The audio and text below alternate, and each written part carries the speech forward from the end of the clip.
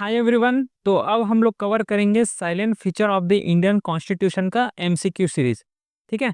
इसके पहले हम लोगों ने इसका लेक्चर पूरा कंप्लीट कर चुके हैं। हम लोग इसको पूरा क्लियर समझ चुके हैं कि क्या है जो इंडियन कॉन्स्टिट्यूशन है उसका साइलेंट फीचर, क्या इसका साइलेंट फीचर है, पूरा कवर कर चुके हैं। ठीक है। तो उस लेक्चर को देख लेना। अब हम लोग इसमें क्या करेंगे, एमसीक्यू टेस्ट लगाएंगे कि जिससे कॉन्फिडेंस क्या हो सके, बूस्ट हो सके, है ना। और एमसीक्यू लिया गया, ऐसे क्वेश्चन को लिया गया है जैसे एग्जाम में क्वेश्चन पूछे जाते हैं, जिस पैटर्न में क्वेश्चन जो है पूछे जाते हैं एग्जाम में, वैसे ही एमसीक्यू यहाँ पे कवर किए गए हैं। ठीक है। इसका जो स्लाइड है इस टेलीग्राम चैनल में अपलोड हो जाएगा, तो इसको ज्वाइन कर लेना। कोई भी डाउट रहता है तो ये व्हाट्सअप नंबर है, इसमें मैसेज कर सकते हो। ठीक है, क्लियर। चलो फर्स्ट एमसीक्यू को देखते हैं कि consider the following statement regarding the Indian constitution. तो ये क्या बोला है, it originally had 395 article in 22 parts and 8 schedule. क्या सही है कि गलत? The number of article and the schedule remain the same after multiple amendment. बताना। It is the lengthiest written constitution in the world. अब बताओ ये तीनों में से कौन सा सही है, कौन सा गलत है। ऑप्शन यहाँ पे टिक मार्क करना है। एक बार वीडियो को पॉज करो, अपने लेवल में एक बार ट्राई करना, फिर आगे बढ़ना है। ठीक है। तो देखो, It originally had a 395 article in 22 parts and the 8 schedule। सही है कि गलत है? ये स्टेटमेंट बिल्कुल सही है। ठीक है। सेकेंड स्टेटमेंट क्या बोले हैं, the number of article and the schedule remain the same after multiply. After multiple amendment से सेम रहेगा। सेम रहेगा क्या? गलत है भाई। कोई भी अमेंडमेंट करोगे तो उसमें कुछ चीज डिलीट करोगे तो कुछ चीज ऐड भी करोगे, है ना। तो कैसे मतलब सेम का सेम रहेगा? या तो आगे हो सकता है या फिर कम हो सकता है ना। या तो अमेंडमेंट किए रहोगे तो उसमें जो आर्टिकल रहेगा या तो फिर ऐड होगा उसमें, या तो फिर उसके रिड्यूस होने वाला है। तो सेम तो यहाँ पे नहीं रहने वाला है। मतलब सेकेंड स्टेटमेंट यहाँ पे गलत हो गया। तो इलिमिनेशन भी लगा है सेकेंड स्टेटमेंट गलत का। तो बी और सी ऑप्शन यहाँ पे इलिमिनेट हो गया। थर्ड स्टेटमेंट देखो, it is the lengthiest written constitution in the world. इस लेक्चर में कई बार बोला हूँ कि जो इंडिया का जो कॉन्स्टिट्यूशन है वो लेंथीएस्ट कॉन्स्टिट्यूशन है, लेंथीएस्ट कॉन्स्टिट्यूशन है। क्लियर है। तो इसका मतलब जो ऑप्शन ए और 3 जो है यहाँ पे राइट आंसर हो जाएगा। समझ आया? इस तरीके से स्टेटमेंट बेस्ड क्वेश्चन जो है यूपीएससी में पूछे जाते हैं, तो इसको कंसिडर करते हुए चलना है। ये तो इसका रहा ऑप्शन। नेक्स्ट अब देते हैं क्वेश्चन सेकेंड को। विच of the following provision in the Indian constitution और बोरो फ्रॉम आयरिश कॉन्स्टिट्यूशन। क्या क्या हम लोग पढ़े थे वहाँ पे लेक्चर में, याद करो। डीपीएसपी को बोरो किए हैं क्या आयरिश कॉन्स्टिट्यूशन से, या प्रेसिडेंशियल इलेक्शन मेथड को, और फंडामेंटल राइट को। क्या क्या हम लोगों ने बोरो किए हैं इसको समझना। तो देखो, डीपीएसपी को बोरो किए हैं क्या आयरिश कॉन्स्टिट्यूशन से? सही है, पहला स्टेटमेंट, मतलब जो पहला है वो सही है। सेकंड जो प्रेसिडेंशियल इलेक्शन मेथड, इसे भी हम लोगों ने बोरो किए हैं, कहाँ से? आयरिश कॉन्स्टिट्यूशन से। और जो ये फंडामेंटल जो राइट है, इसे कहाँ से बोरो किए हैं? इसे यूएसए से बोरो किए हैं। ठीक है, ना कि आयरिश कॉन्स्टिट्यूशन से। इसका मतलब जो थर्ड स्टेटमेंट है वे रॉन्ग हो गया। तो बी सी डी ये रॉन्ग हो गया। ए ऑप्शन यहाँ पे करेक्ट हो जाएगा। क्लियर है? समझ आया क्या? पढ़े होंगे, है ना, लेक्चर अगर देखे होंगे तो क्लियर यहाँ पे समझ आ जाएगा। ठीक है। नेक्स्ट अगला क्वेश्चन 3 को देखो, एक बार अपने लेवल में रीड करो और आंसर बताओ। Consider the following statement regarding the rigidity and flexibility of the Indian constitution. जिसमें से पहला स्टेटमेंट बोला है some provision can be amended by simple majority of the parliament. Second statement क्या बोला है कि some provision require a special majority of parliament and ratification by the half of state. और थर्ड क्या बोला है कि the amendment procedure in India is inspire by the US constitution. अब बताओ इसमें से क्या सही है क्या गलत है। एक बार अपने लेवल में सोचो, फिर आंसर करो। देखो, जो पहला स्टेटमेंट यहाँ पे बोला गया है कि the some provisions can be amended by a simple majority of parliament, सही है कि गलत? बिल्कुल सही है। कुछ को हम लोग सिंपल मेजोरिटी से अमेंडमेंट कर सकते हैं, और कुछ एक्ट के लिए स्पेशल मेजोरिटी की जरूरत होता है। अब क्या है सिंपल मेजोरिटी, क्या है स्पेशल मेजोरिटी, ये सब चीज़ हम लोग डिस्कस कर चुके हैं, है ना। क्योंकि बार बार उसी उसी को यहाँ पे नहीं बोलना है, ये तो वीडियो फिर लंबा हो जाएगा फिर। Second, some provision require a special majority of parliament and ratification by half of state. सही है कि गलत है भाई बताओ? ये भी सही है। अगर सेंट्रल गवर्नमेंट है ना, ये सेंट्रल गवर्नमेंट हो गया, ये स्टेट गवर्नमेंट हो गया। अगर सेंट्रल गवर्नमेंट स्टेट सब्जेक्ट से रिलेटेड कुछ नियम कानून बना रहा है या फिर बाउंड्री से रिलेटेड कुछ नियम कानून बना रहा है, तो उस केस में क्या होता है कि हाफ ऑफ स्टेट से कंसर्न लेना मैंडेटरी होता है, जरूरी होता है। ठीक है, मतलब सेकंड स्टेटमेंट भी यहाँ पे सही हो गया। थर्ड देखो, the amendment procedure in India inspire bye US constitution. बताओ, इसको सोचो कहाँ से लिया गया है ये।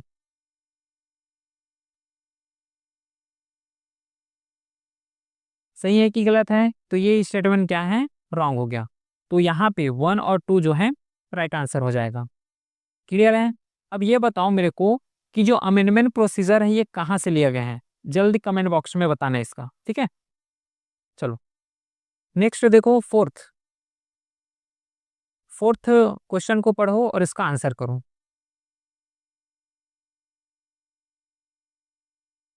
तो with reference to judicial review in India consider the following statement.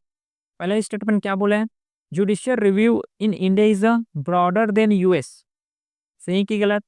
The Supreme Court can strike down law that violate the constitution. The doctrine of judicial review is explicitly mention in the constitution. बताओ कौन से statement सही है और कौन से गलत हैं, अपने लेवल में ट्राई करो, क्योंकि ऐसे क्वेश्चन पूछे जाते हैं। स्टेटमेंट बेस्ड हो गया, फैक्ट्स बेस्ड हो गया, क्या ऑप्शन यहाँ पे होने वाले हैं। तो देखो, judicial review in India is broader than US. सही है क्या? बिल्कुल सही है। ठीक है, judicial review in India broader है, कहाँ से? यूएस से ब्रॉडर है। फिर सेकंड स्टेटमेंट क्या बोला है, the Supreme Court can the Supreme Court can strike down law that violate the constitution. अब बताओ, जुडिशियल रिव्यू को ये जो सेकंड स्टेटमेंट बोले हैं फोर्थ क्वेश्चन का, क्या सही है कि गलत है? बिल्कुल सही है।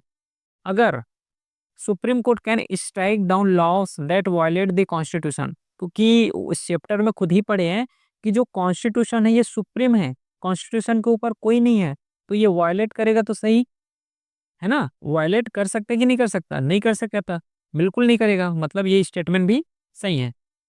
अगर वायलेट करते हैं तो उसको स्ट्राइक डाउन कर दिया जाएगा, उसको नल एंड वाइट कर दिया जाएगा, ये बोल रहे हैं इसका meaning. Third, the doctrine of judicial review is explicitly mention in the constitution. गलत। ये जो थर्ड स्टेटमेंट है यहाँ पे गलत हो जाएगा, मतलब 1 और 2 स्टेटमेंट राइट है। ठीक है, क्लियर? फोर्थ क्वेश्चन समझ आया? नेक्स्ट देखो, अगला क्वेश्चन फिफ्थ रहा, इसमें से अब बताओ, consider the following fundamental rights, right to equality, right to property, right to freedom, right against exploitation. Which of the above is are correctly recognized as a fundamental right in India? इनमें से कितने को fundamental right recognise किया हुआ है, just अपने को यही बस बताना है। बताओ, right to equality fundamental right है कि नहीं? बिल्कुल है, right to equality. Right to property, ये बताओ, राइट टू प्रॉपर्टी जो फंडामेंटल राइट है कि नहीं? तो राइट टू प्रॉपर्टी ये बता दो पहले, राइट टू प्रॉपर्टी पहले थे, है ना। फंडामेंटल राइट पहले थे, राइट टू प्रॉपर्टी जो है पहले फंडामेंटल ही राइट थे, लेकिन इसको क्या किया 44th जब कॉन्स्टिट्यूशनल अमेंडमेंट एक्ट हुआ, कब? 1978 तक, तो इसको एक लीगल लीगल राइट बता दिया, ना कि फंडामेंटल राइट बताया है। लीगल राइट इसको बताते हुए आर्टिकल 300A में इसका उल्लेख अपने को एट प्रेजेंट मिलता है। ठीक है, तो जो राइट टू प्रॉपर्टी है पहले फंडामेंटल राइट थे, अभी फंडामेंटल राइट नहीं है। इसको 44th कॉन्स्टिट्यूशनल अमेंडमेंट 1978 के तहत एज अ लीगल राइट इसको रिकॉग्नाइज किया हुआ है, जो आर्टिकल 300A में मिलता है। क्लियर है? फिर right to expression fundamental right है, राइट अगेंस्ट एक्सप्लॉइटेशन ये भी एक फंडामेंटल राइट है। इसका मतलब क्या हुआ, बी यहाँ पे राइट आंसर हो जाएगा। अगर दो को भी इलिमिनेट करोगे तो ऑप्शन तक हम लोग इजीली पहुंच सकते हैं। समझ आई ये चीज? आगे बढ़े क्या? चलो नेक्स्ट देखो, which of the following writs can be issue by the Supreme Court under article 32। Actually ये जो रिट्स हैं, रिट्स के बारे में हम लोग यहाँ पे साइलेंट फीचर में नहीं पढ़े हैं, इसलिए नहीं पढ़े कि फंडामेंटल राइट में तो पढ़ना है करके। लेकिन इसको एक बार समझ लो, यहीं पे जब क्वेश्चन आया है तो इसको हम लोग समझ लेते हैं कि क्या बोलते हैं। अगर अपने से पढ़े हो तो एक बार क्वेश्चन को, है ना, क्वेश्चन के आंसर को मार्क करने का ट्राई करो यहाँ पे। तो जो सुप्रीम कोर्ट है, ये जो रिट इशू करते हैं, एससी जो सुप्रीम कोर्ट है, ये आर्टिकल 32 के तहत रिट इशू करते हैं। और जो हाई कोर्ट होता है, ये आर्टिकल कितना, 232 के तहत, 232 है ना, सॉरी ये शायद 226 होगा मेरे ख्याल से, एक बार चेक करना, ये शायद 226 होने वाला है। ठीक है, इसके तहत ये रिट जो है इशू करता है। ठीक है, एक मिनट मैं ही चेक कर लेता हूँ। ठीक है, ये जो हाई कोर्ट जो है रिट इशू करता है, ये 226 के तहत ही करते हैं।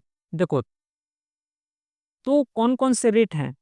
हाइबियस कॉर्पस एक रिट है, मैंडेमस भी रिट है, प्रोहिबिशन भी रिट है, सर्च्योरारी भी रिट है, और एक क्यू वारंटी। ये पांचों जो रिट हैं, ये सुप्रीम कोर्ट भी इशू करते हैं, हाई कोर्ट भी इशू करते हैं। इसका डिटेल हम लोग फंडामेंटल राइट में कवर करेंगे। इसका मतलब जो सी ऑप्शन है 1 2 3 4 के पूरा यहाँ पे राइट आंसर हो जाएगा। क्लियर है? अगला बढ़े क्या? नेक्स्ट क्वेश्चन पढ़ो कि the concept of fundamental duties in the Indian constitution was borrow from. कहाँ से लिया है फंडामेंटल ड्यूटी? याद है कि भूल गए? इसको पढ़े हैं, है ना?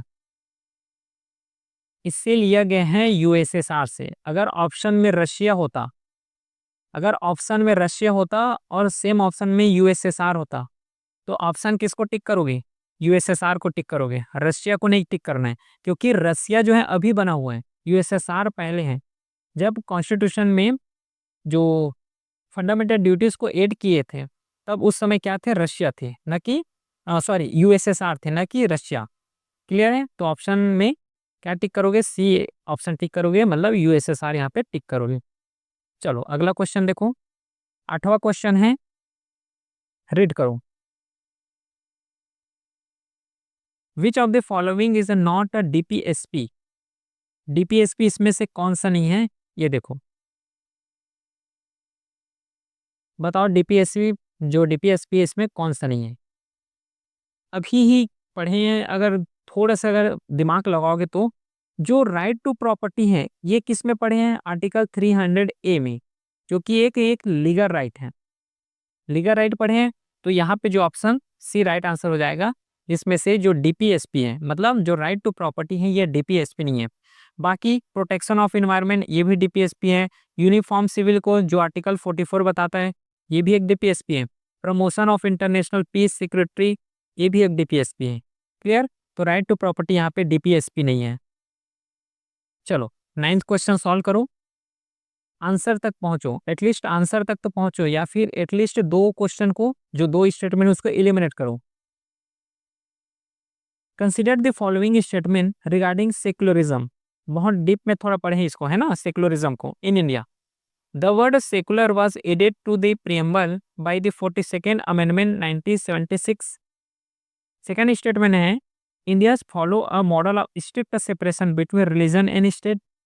थर्ड है, the state can intervene in religious matter to ensure social reform. देखो लॉजिक लगाओ, लॉजिक लगाओ कौन सा यहाँ पे सही होने वाला है। तो देखो, द वर्ड सेकुलर है, जो ये सेकुलर वर्ड है, पहले प्रियम्बल में नहीं था, है ना, सेकुलर, इंटीग्रिटी, फेटर्निटी। तो इसमें से क्या है, कुछ वर्ड जो है प्रियम्बल में बाद में ऐड किए गए, उसमें से एक वर्ड कौन सा है? Secular word. The word secular was added to the preamble by 42nd amendment act 1976। ये बिल्कुल सही है, पहला स्टेटमेंट यहाँ पे सही है। फिर India follow a model of strict separation between religious and state. Strict separation follow करते क्या? नहीं करते। स्टेटमेंट जो सेकंड है यहाँ पे गलत हो जाता है, क्योंकि हम जो एग्जाम्पल लिए थे ए और बी का, रिलीजन ए क्या कर रहे हैं, बी के जो रिलीजन है उसको उकसा के अट्रैक्शन से अपने रिलीजन में क्या कर रहे हैं, इनकलकेट कर रहे हैं, मिला दे रहे हैं। तो यहाँ पे इस केस में क्या है, गवर्नमेंट को रोल प्ले करना पड़ता है कि ये सब चीज़ जो है बैन है, बैन होना चाहिए, तो गवर्नमेंट ही कर सकता है।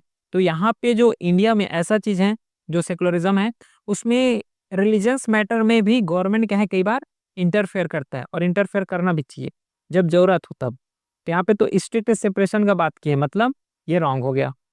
फिर थर्ड स्टेटमेंट जो है, the state can intervene in religious matter to ensure social reform. हाँ, सोशल रिफॉर्म के लिए मैटर में, ये जो रिलीजियस मैटर में है उसमें इंटरवीन कर सकते हैं। इसका मतलब क्या हुआ, 1 और जो 3 है यहाँ पे राइट आंसर हो जाएगा। देखो बी ऑप्शन यहाँ पे राइट हो जाएगा। ठीक है, समझ आया, क्लियर है। नेक्स्ट अगला है 10th क्वेश्चन, इसको सॉल्व करो। Consider the following statement regarding universal adult franchise. क्या होता है यूनिवर्सल एडल्ट फ्रेंचाइज, पढ़ चुके हैं। The voting age was reduce from 21 to 18 by the 61st amendment act 1988। सही है कि गलत। सेकंड स्टेटमेंट बोला है कि India was among the first country to grant universal suffrage to all citizen. फिर universal adult franchise is a fundamental right under article 21। बताओ इसमें से क्या सही है क्या गलत है, ऑप्शन तक पहुंचो। तो देखो पहला स्टेटमेंट क्या है, the voting age was reduce from 21 to 18 by 61 constitutional amendment act 1988। ये बिल्कुल क्या है, सही है। ठीक है, बिल्कुल सही है। 61st कॉन्स्टिट्यूशनल अमेंडमेंट के जरिए से 21 साल से 18 साल वोटिंग एज को यहाँ पे किए हैं। ठीक है, ये तो सही हो गया। 10th क्वेश्चन का कौन सा स्टेटमेंट, फर्स्ट स्टेटमेंट सही हो गया। India was among the first country to grant universal suffrage to all citizen, ये भी सही है ना। पहले क्या होता था कि जो इलाइट पीपल है वही लोग वोट डालने जाते थे, जो एजुकेटेड पीपल है वही लोग क्या है वोट डालने जाते थे, अगर थोड़ा पास्ट को समझोगे तो। लेकिन अभी ऐसा है, जो India one of the country consider करते हैं कि अगर आप पुअर हो, रिच हो, इलाइट पीपल हो, जो भी हो, सबको एक समान अधिकार मिले हैं। अगर 18 साल हो गए तो वोट डालने का अधिकार आपको मिल गया है। ठीक है। फिर थर्ड स्टेटमेंट है कि universal adult franchise is a fundamental right. तो जो थर्ड ऑप्शन है यहाँ पे गलत हो जाता है। Universal adult franchise fundamental right नहीं है। थर्ड को इलिमिनेट करोगे तो ए यहाँ पे राइट आंसर हो जाएगा। समझ आया, क्लियर है। चलो अगला देखते हैं। तो ये रहा पूरा क्वेश्चन, है ना, 10 क्वेश्चन, जिसमें से पूरा एक एमसीक्यू के फॉर्म में हम लोग कुछ रिवाइज भी किए हैं और एक समझे हैं कि किस टाइप के क्वेश्चन आ सकते हैं। ठीक है, ये तो रहा पूरा सेकेंड चैप्टर का एमसीक्यू सीरीज। चलिए फिर मिलते हैं अब नेक्स्ट वीडियो के साथ, तब तक के लिए थैंक यू।